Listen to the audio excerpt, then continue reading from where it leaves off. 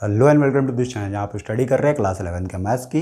और इस सीरीज के लास्ट 2 वीडियोस में हमने बाइनोमियल थ्योरम के कुछ क्वेश्चन सॉल्व किए थे। ठीक है, आज के इस वीडियो में भी हम बाइनोमियल के कुछ और डिफरेंट टाइप के क्वेश्चन सॉल्व करने वाले हैं सो दैट हमारे कंसेप्ट और भी स्ट्रॉन्ग हो जाए। और नेक्स्ट वीडियो में हम JEE के क्वेश्चन सॉल्व करने वाले हैं। तो आज का वीडियो भी बहुत इंपॉर्टेंट है। जब हम इन सारी वीडियोस को एक साथ देखेंगे और इन सारे के कंसेप्ट्स को एक बार कंबाइन कर लेंगे, मतलब क्लब करके अपने पास रख लेंगे, तो हमें JEE के क्वेश्चन भी सॉल्व करने में बहुत आसानी होगी। Okay, so today's video is also very important, so stick to the video ताकि आपको किसी भी टाइप की कोई प्रॉब्लम कभी भी ना हो। ठीक है, तो आज हमारे पास 2 क्वेश्चंस हैं डिस्कस करने के लिए। वो 2 क्वेश्चंस ये हैं। चलो स्टार्ट करते हैं, एक एक करके एक एक क्वेश्चंस को लेते हैं और देखते हैं कि हमें क्वेश्चन में क्या पूछा गया और क्या करना चाहिए हमें। तो मेरा पहला क्वेश्चन बोलता है कि find the term which is independent of x in the expansion of 3/2x² minus 1/3x raise to the power 6। ये हमें एक एक्सपांशन दिया हुआ है, हमें पूछा गया है कि वो टर्म फाइंड करके बताओ विच इज इंडिपेंडेंट ऑफ x, मतलब जहां पे x ना हो उस टर्म का वैल्यू या वो टर्म क्या होगी हमें ये बतानी है। ठीक है, तो हमने एक चीज़ पढ़ी है कि a plus B raise to the power n अगर कोई एक्सपांसन है तो उसकी जनरल टर्म क्या होती है। तो ये हमने पहले भी लिखा हुआ है, एक बार मैं फिर से आज लिख देता हूँ कि मेरी जो जनरल टर्म होती है, मतलब r प्लस 1th टर्म की जब भी मैं बात करता हूँ that is equal to NCR a raise to the power n minus r और b raise to the power r होता है। This is my general term for any a plus B raise to the power n। ठीक है, तो अगर मैं उसी general term की कंडीशन को यहाँ पे भी अप्लाई कर दूँ तो फर्स्ट क्वेश्चन के अकॉर्डिंगली मेरे 3/2x² minus 1/3x raise to the power 6 का जो मेरा जनरल टर्म आना चाहिए वो कुछ ऐसा आना चाहिए। n की वैल्यू 6 है तो हम 6CR ले लेते हैं। 6CR 3/2x² raise to the power 6 minus r and minus 1/3x raise to the power r होना चाहिए। कुछ नहीं, a plus B raise to the power n का एक्सपांसन जो लेते हैं हम उसको इस फॉर्म में ले रहे हैं यहाँ पे। तो मेरे a की वैल्यू क्या है 3/2x² है, b की वैल्यू क्या है मेरी तो माइनस 1/3x है, n की वैल्यू क्या है मेरी तो 6 है। और इसी के साथ मैं अगर समेशन लगा दूँ r is equal to 0 to n तो ये क्या हो जाएगा, इसका कंप्लीट एक्सपांसन हो जाएगा। ये हमने लास्ट वीडियो में देखा था। ओके, नाउ अगर मैं इस टर्म को सिंप्लीफाई करूँ, एक स्टेप और सिंप्लीफाई करूँ, तो ये मुझे मिलता है summation r is equal to 0 to n और n की वैल्यू तो बेसिकली 6 है तो यू कैन डायरेक्टली राइट 6, तो हमें ज़्यादा सोचने की ज़रूरत नहीं पड़ेगी। तो हमने इसे 6 ले लिया। Now this term is 6CR, यहाँ तक कोई प्रॉब्लम नहीं है हमको। नाउ इस टर्म की बात करो, तो जब हम इस टर्म में 6 का पावर 6 माइनस r करते हैं तो क्या मैं इसे 3/2 raise to the power 6 minus r और x² raise to the power 6 minus r कर सकता हूँ, मतलब इनटू में ये 6 माइनस r हो जाएगा। एंड दिस टर्म इज, तो यहाँ पे आएगा मेरा -1 raise to the power r, तो मैं बेसिकली इसे -1 raise to the power r नहीं लेता हूँ, तो मैं इसे ले लेता हूँ -1/3 raise to the power r and x raise to the power -r कर लेता हूँ। मतलब कि ये जो x डिनोमिनेटर में था मैंने इसे न्यूमरेटर में शिफ्ट कर दिया विद पावर -r। तो हम टर्म्स को थोड़ा स्प्लिट कर ले रहे हैं। क्यों, तो अभी समझ में आएगी आपको ये बात कि हमने इसे इतना एक्सपेंड करके क्यों लिखा। जैसे वैसे भी हमने पहले के भी एक्सपांसन में ऐसा ही काम किया था। Now what is my next aim, तो मेरा नेक्स्ट एम ये है कि मैं इसे थोड़ा और सिंप्लीफाई कर लेता हूँ। थोड़ा सा और सिंप्लीफाई करने का मतलब कि ये वाली टर्म और ये वाली टर्म को मैं एक साथ रख लेता हूँ, मतलब 3/2 raise to the power 6 minus r and minus 1/3 raise to the power r, इनको एक साथ रख लिया।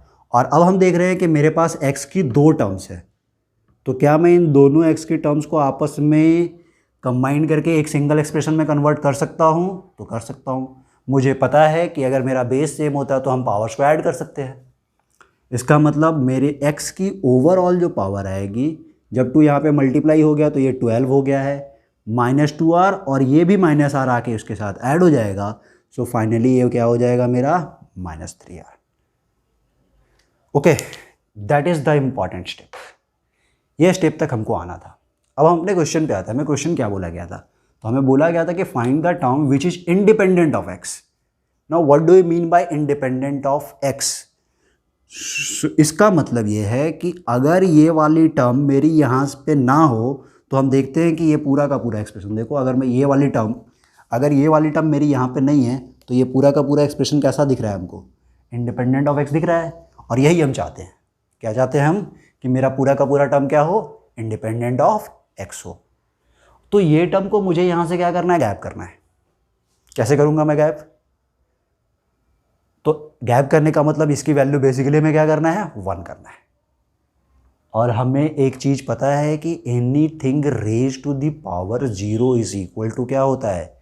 1 होता है। दैट मीन्स अगर मेरे x का पावर 0 हो जाए तो ये टर्म यहाँ पे 1 हो जाएगी और ये पूरा का पूरा एक्सप्रेशन इंडिपेंडेंट ऑफ x हो जाएगा, राइट?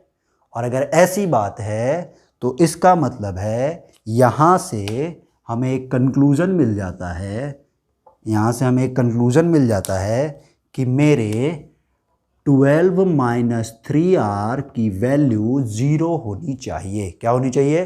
12 माइनस 3r की वैल्यू 0 होनी चाहिए। जब हम इसको सिंप्लीफाई करेंगे तो यहाँ से रिजल्ट क्या मिलता है मुझे?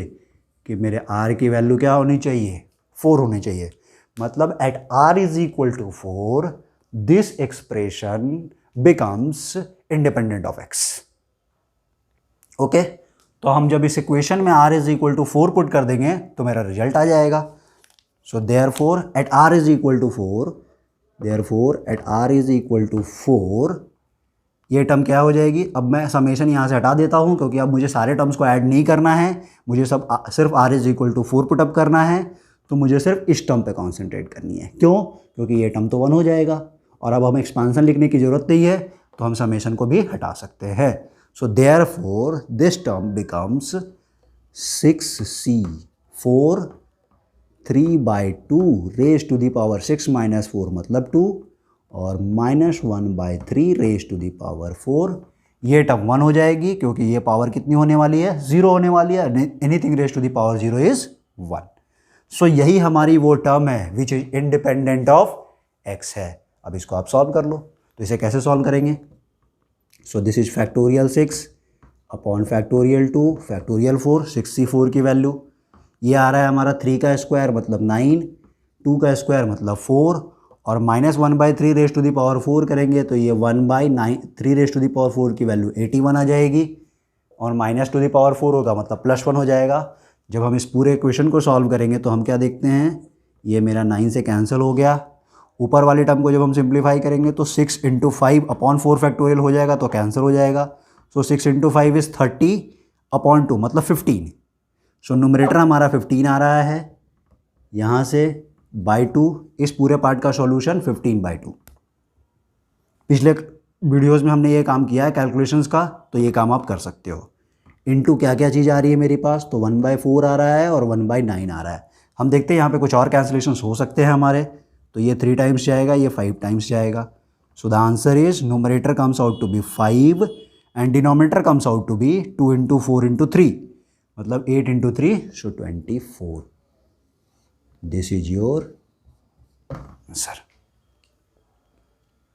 तो यही मेरा इस केस में आंसर है। मतलब इस एक्सपांसन का ये एक टर्म आएगा जो कि कैसा टर्म होगा? तो r इज इक्वल टू 4 रखने पे आएगा मतलब 5th टर्म होगा and that term is independent of x। वो टर्म क्या होगी? इंडिपेंडेंट ऑफ x हो जाएगी। Okay, so question number 2। Question number 2 क्या है? This is very again interesting question. क्या बोला गया हमको? कि the coefficient of 3 consecutive terms in the expansion of 1 + a raised to the power n in the ratio of 1:7:42 find n। मतलब हमें क्या बोला गया है कि ये जो 1 + a raised to the power n है, जब हम इसे एक्सपैंड करते हैं तो इसके 3 consecutive टर्म्स के कोएफिशिएंट का रेशियो 1:7:42 होता है। तो हमें n की वैल्यू बतानी है। मतलब हमने जनरल टर्म लिखा हुआ था और वो जनरल टर्म हमारी यही थी कि T R plus one is equal to N C R A raise to the power N minus R B raise to the power R होता है। तो यहाँ पे ये जो एन सी आर होता है इसी को हम क्या बोलते हैं, यही हमारा कोएफिशिएंट होता है, यही हमारा क्या होता है, कोएफिशिएंट।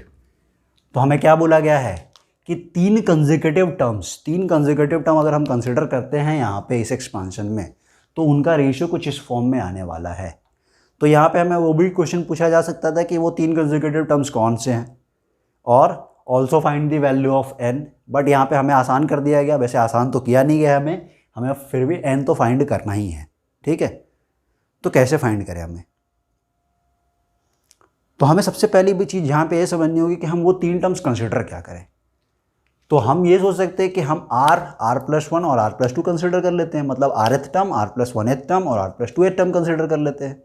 हम किसी भी सिचुएशन पे जाके सॉल्व करेंगे तो हमारा इक्वेशन तो आ जाएगा, बट हमारा अप्रोच क्या होना चाहिए, तो हम सोचते हैं कि हम r प्लस वन और r प्लस टू ना लेकर हम r माइनस वन से स्टार्ट करते हैं, मतलब r माइनस वन r और r plus one th term की बात करते हैं। तो तीन टर्म हम किस किस की बात करने वाले हैं, so let the three consecutive terms is, question number 2 में तो हम अजूम कर लेते हैं कि मेरे थ्री कंसेक्यूटिव टर्म्स जो है वो कौन कौन से हैं, r minus one th term है, r एथ टर्म है और r plus one th term है। और हमें पता है कि हम अपने जनरल टर्म के कोएफिशिएंट को NCR से रिप्रेजेंट करते हैं, मतलब r plus one th term हो तो उसका कोएफिशिएंट क्या आता है, NCR आता है। अब हमें इसे एक्सपैंड नहीं करना है, अभी हमें इसके सिर्फ जनरल टर्म की बात करनी है और उसके कोएफिशिएंट की बात करनी है। तो क्या मैं coefficient of this term can write as NCR minus two, क्योंकि जब r प्लस वन होता है तो यहाँ पे क्या होता है, कोएफिशिएंट में एक वैल्यू कम आ जाती है, r प्लस वन है तो यहाँ पे r आया है, तो अगर r माइनस वन की बात करूँगा तो n minus NCR minus to होगा। सिमिलरली मैं इसके कोएफिशिएंट की अगर बात करूँ तो मेरा NCR माइनस वन होना चाहिए, और इसके कोएफिशिएंट की बात करूँ तो वो NCR होना चाहिए। और हमें क्या बोला गया है कि अगर हम इनके रेशियोज़ लेते हैं तो that ratio comes out to be 1:7:42 होगा। ये हमारे पास कंडीशन दी हुई है। तो इस पूरे क्वेश्चन को हमने एक मैथमेटिकल इक्वेशन के फॉर्म में कन्वर्ट कर लिया है। अब हमारा टारगेट है कि इस इक्वेशन को सॉल्व कर दो और अपने n की वैल्यू फाइंड कर दो। कैसे करेंगे, तो चलो स्टार्ट करते हैं। तो पहले मैं इन दोनों टर्म्स को ले लेता हूँ, मतलब मुझे पहली इक्वेशन मिलती है, मेरी पहली इक्वेशन मिलती है कि NCR minus two upon NCR minus one is equal to 1/7 होना चाहिए। जब मैं इसे सिंप्लीफाई करने की कोशिश करूँगा तो क्या आएगा, तो नंबर NCR माइनस टू को मैं लिख सकता हूँ factorial n by factorial r minus two factorial n minus r plus to हो जाएगा ये। क्यों, क्योंकि factorial n factorial r factorial n minus r होता है, तो जब माइनस करेंगे तो ये माइनस r प्लस टू हो जाएगा, ठीक है। डिनोमिनेटर, तो डिनोमिनेटर भी कुछ वैसा ही दिखेगा हमें, factorial n upon factorial r minus one and n minus r plus one is equal to क्या गिवन है हमको, 1/7, ठीक है। इसे और सिंप्लीफाई करते हैं, तो फर्दर सिंप्लीफाई जब हम इसे करेंगे तो ये हमें कैसा दिखेगा, तो जब हम नेक्स्ट स्टेप पे इसे फिर से सिंप्लीफाई करते हैं तो क्या देखते हैं कि ये फैक्टोरियल कैंसिल हो गया और ये वाली टर्म न्यूमरेटर में शिफ्ट हो गई, ये वाली टर्म डिनोमिनेटर में आ गई। मतलब एक स्टेप और मैं अगर इसे सिंप्लीफाई करूँ तो ये आ रहा है r minus one n minus r plus one का factorial upon r minus two का factorial into n minus r plus two का factorial and that is equal to 1/7। क्या किया है मैंने, तो ये फैक्टोरियल कैंसिल हो गया है, ये टर्म न्यूमरेटर में शिफ्ट हो जाएगी, ये टर्म डिनोमिनेटर में शिफ्ट हो जाएगी। तो हमने कुछ ऐसा ही किया है। नाउ फैक्टोरियल की एक खासियत क्या होती है, जब लाइक फैक्टोरियल दिखे तो हम उसको कैंसिल कर सकते हैं। तो देखो r माइनस वन से अगर मैं r माइनस वन को कॉमन ले लूँगा तो ये बचेगा r माइनस टू का फैक्टोरियल, जो इसके साथ कैंसिल हो जाएगा। मतलब ये दोनों आपस में कैंसिल हो सकते हैं और कैंसिल होने के बाद नोमरेटर में r-1 बचाएंगे। और जब इन दोनों टर्म को देखो तो अगर मैं इस टर्म को यहाँ से कॉमन लेता हूँ तो n-r+2 को कॉमन लूँगा तो n-r+1 बचेगा। कॉमन इन द सेंस मैं उसे फैक्टोरियल के बाहर निकालने की बात कर रहा हूँ, ठीक है। तो वो n-r+1 इस n-r+1 के साथ कैंसिल हो जाएगा। मतलब मेरी नेक्स्ट स्टेप जो आएगी वो कुछ ऐसी आएगी कि न्यूमरेटर में r-1 बचेगा और डिनोमिनेटर में n-r+2 बचेगा and that comes out to be 1/7। Now क्या बात समझ में आ गई हमको? तो हमने क्या किया, इन दोनों को कैंसिल किया, उसके लिए यहाँ से r-1 को बाहर रख लिया जो कि r-2 फैक्टोरियल बन जाता है, और यहाँ से हमने n-r+2 को बाहर निकाल लिया जो कि n-r+1 बन जाता है। तो दो लाइक फैक्टोरियल्स में से जब हम बाहर निकालने की बात करते हैं तो हम बड़े वाले टर्म को बाहर निकालते हैं ताकि छोटे वाले फैक्टोरियल को हम कैंसिल कर सके। तो इन दोनों में छोटा कौन था, मेरा r-2 था, तो ये कैंसिल हुआ, और इन दोनों में से ये +1 वाला छोटा था इसीलिए ये कैंसिल हुआ, तो डिनोमिनेटर में चीज़ें बच गई, ठीक है। नाउ क्रॉस मल्टीप्लाई दिस, तो ये मुझे मिलता है 7r-7 is equal to n-r+2, और जब हम इसे पूरा सिंप्लीफाई करेंगे या सारे टर्म को एक साइड पे शिफ्ट कर देंगे तो ये मेरा आता है n-8r, ये 7r उधर शिफ्ट हो जाएगा तो माइनस हो जाएगा, सो n-8r, -7 भी उधर गया तो 7 + 2, सो this is 0। This is your equation number 1। ये है हमारा इक्वेशन नंबर 1। तो अभी हमने क्या लिया है, इन दोनों को कंपेयर किया।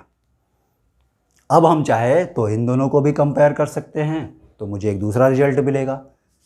Now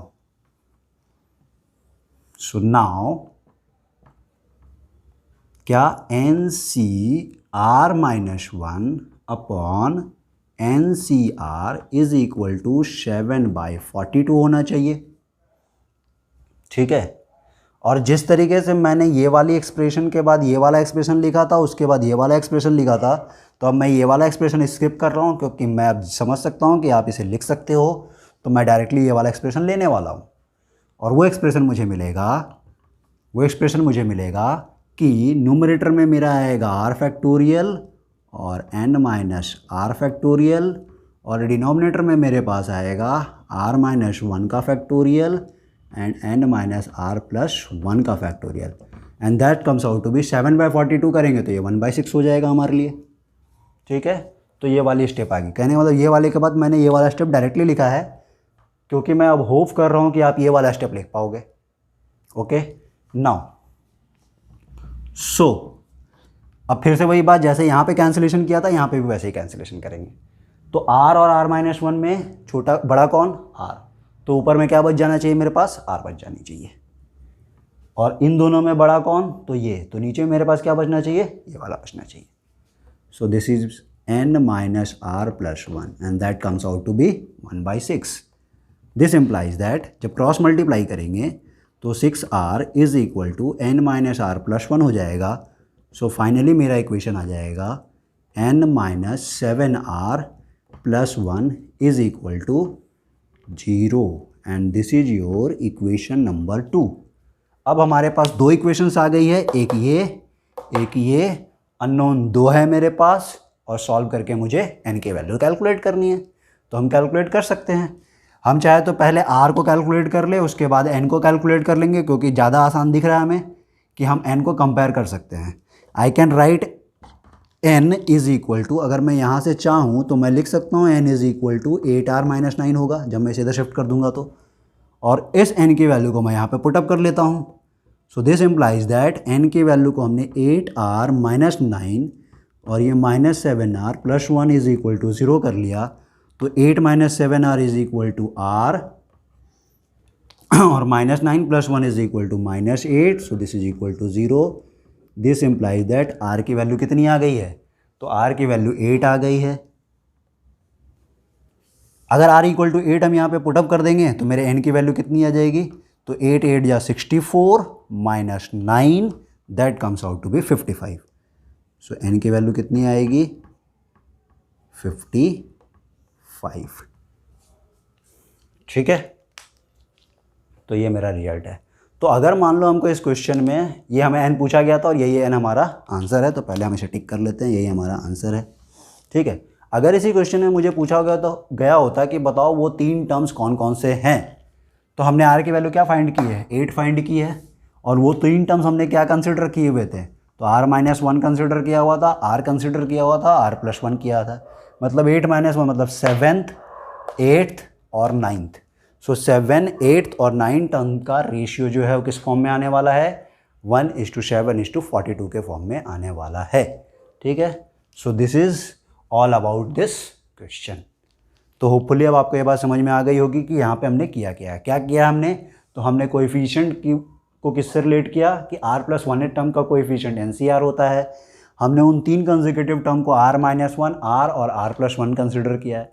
you can consider any type of terms, आप r से भी स्टार्ट कर सकते हो, r+1 से भी स्टार्ट कर सकते हो, r+2 से भी स्टार्ट कर सकते हो, कोई रेस्ट्रिक्शंस नहीं है इसके लिए। ठीक है, देन उनके कोएफिशिएंट्स करस्पॉन्डिंगली हमने इसके बेसिस पे लिखा है और हमें बोला गया है कि वो इस रेशियो में है, तो हमने 2 अलग अलग कंडीशंस को यूज करके 2 अलग अलग इक्वेशंस फॉर्म कर लिए और दोनों इक्वेशंस को सॉल्व कर दिया, तो हमें n की वैल्यू भी मिल गई और r की वैल्यू भी मिल गई है। ओके, सो होपफुली आपको ये वीडियो पसंद आया होगा। तो अगर वीडियो पसंद आया है तो प्लीज़ इसको लाइक कर दीजिए, अपने दोस्तों को शेयर कर दीजिए और चैनल को सब्सक्राइब कर लीजिए, क्योंकि अगले वीडियो में हम क्या करने वाले हैं, तो JEE के क्वेश्चन करने वाले हैं, जो कि हर साल हर पेपर में ज़रूर आता है। एक क्वेश्चन तो बाइनोमियल एक्सपेंशन के ऊपर रहेगा ही रहेगा, मतलब 4 मार्क्स इज़ 100% कंपलसरी, जो कि मेरे JEE के क्वेश्चन में रहता ही रहता है। और नेक्स्ट वीडियो जब आप देखोगे तो आपको कभी JEE के क्वेश्चन से डर नहीं लगेगा। Thank you.